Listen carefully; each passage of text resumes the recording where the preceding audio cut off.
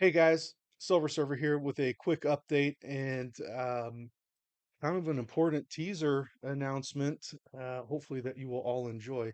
So first things first, let's get down to business. As you recall, I don't know, a couple years ago, I uncovered with using the oscilloscope that the scaling the way HP Tuners has the Gen 4 boundary adder set up, or EOI adder setup is incorrect. And I released this video a couple weeks ago showing a side-by-side comparison between HP Tuners and EFI Live.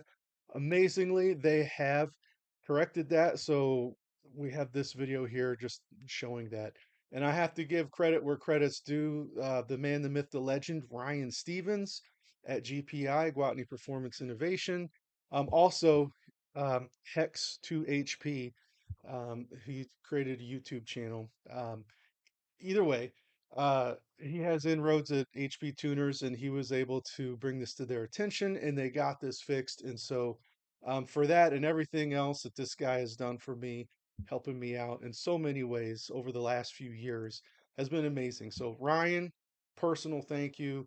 You are the man. I'm forever in debt to you. But I did, as I mentioned before, patch this tool. So you can see that we have this checkbox here. If you hover over it, you'll get a tooltip that explains everything. But if you're using the older versions of the software, you do want to use this checked. If you're on newer versions, uncheck it. I think the easiest way to tell is open the editor, open your stock file in the editor. And if it says 220, that's the new version for the normal ECT.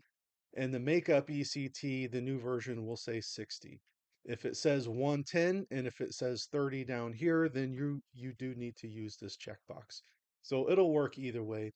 And just to kind of show you how that impacts it if you have it the wrong way, if I go over here, look, this is my end of injection target. You can see here it's 480, which is correct. But if I accidentally check this and I go back, notice that it is now down to 260. So it's just off by a factor of two.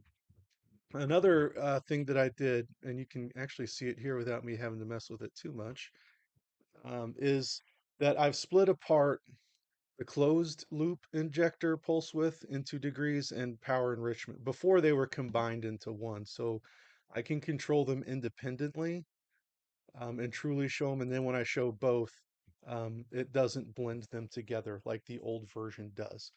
So just a little enhancement. And then also we have, should you spray before, like if you notice here, we're in the negatives, right? This would be the previous cycle. So technically it would start after intake valve closes, or in this case, it's still open.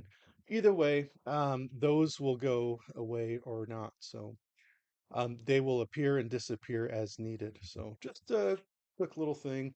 And as far as the teaser announcement, I can't give any details yet. It's too soon to announce, but big things and changes are coming. Very excited. Hopefully, maybe later today, if not tomorrow or the next day, perhaps I can share the big news. So stay tuned for that. And in the meantime, I will see you in the winner circle later.